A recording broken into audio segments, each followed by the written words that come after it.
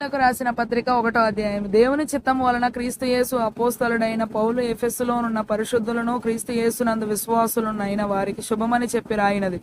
మన తండ్రి అయిన దేవుని నుండి ప్రభువైన యేసుక్రీస్తు అను శబ్దమునకు రక్షకుడకు అభిషిక్తుడని అర్థము నుండి మీకు కృపయు సమాధానమును కలుగునగాక. మన ప్రభువైన యేసుక్రీస్తు యొక్క తండ్రియగు దేవుడు స్తుతింపబడునుగాక. ఆయన క్రీస్తునందు పరలోక విషయములలో ఆత్మ సంబంధమైన ప్రతి ఆశీర్వాదమును మనకు అనుగ్రహించెను. ఎట్లనగా తన ప్రియుని యందు తాను ఉచితముగా మనకు అనుగ్రహించిన తన కృపా మహిమకు కీర్తి కలుగునట్లు తన చిత్త ప్రకారమైన దయా సంకల్పము చొప్పున యేసుక్రీస్తు ద్వారా తనకు కుమారులనుగా స్వీకరించుటకై మనలను ముందుగా తన కోసము నిర్ణయించుకొని మనము తన ఎదుట పరిశుద్ధులమును నిర్దోషులమునై ఉండవల్లని జగత్తు పునాది వేయబడక మునిపే ప్రేమ చేత ఆయన క్రీస్తులో మనలను ఏర్పరచుకొనెను. దేవుని కృపా మహదైశ్వర్యమును బట్టి ఆ ప్రియుని యందు ఆయన రక్తము వల్ల మనకు విమోచనము అనగా మన అపరాధములకు క్షమాపణ మనకు కలిగి ఉన్నది.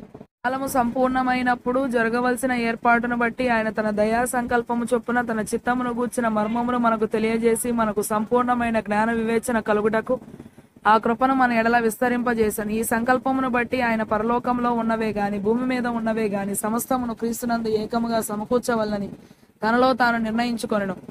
మరియు క్రీస్తునందు ముందుగా నిరీక్షించిన మనము తన మహిమకు కీర్తి కలుగజేయవలనని దేవుడు తన చిత్త ప్రకారమైన సంకల్పమును బట్టి మనలను ముందుగా నిర్ణయించి ఆయన యందు స్వాస్థ్యముగా ఏర్పరచెను, లేక మనకు ఒక స్వాస్థ్యమును ఏర్పరచెను. ఆయన తన చిత్తానుసారముగా చేసిన నిర్ణయము చొప్పున సమస్త కార్యములను జరిగించుచున్నాడు. మీరును సత్యవాక్యమును అనగా మీ రక్షణ సువార్తను విని క్రీస్తునందు విశ్వాసముంచి వాగ్దానము చేయబడిన ఆత్మచేత ముద్రింపబడితిరి. దేవుని మహిమకు కీర్తి కలుగుటకై ఆయన సంపాదించుకొనిన సొత్తైన ప్రజలకు విమోచనము కలుగు నిమిత్తము ఈ ఆత్మ మన స్వాస్థ్యమునకు సంచకరువుగా ఉన్నాడు.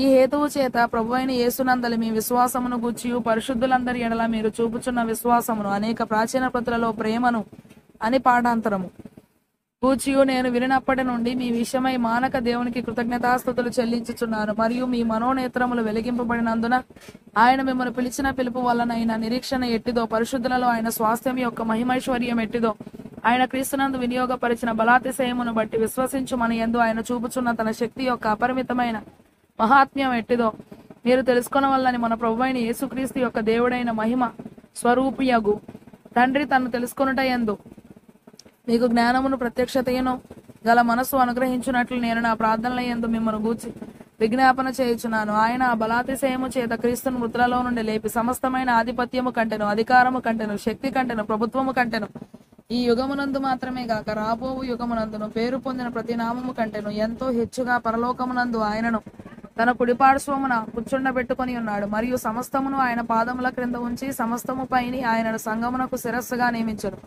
ఆ సంఘము ఆయన శరీరము సమస్తమును పూర్తిగా నింపుచున్న వాని సంపూర్ణత అయి ఉన్నది.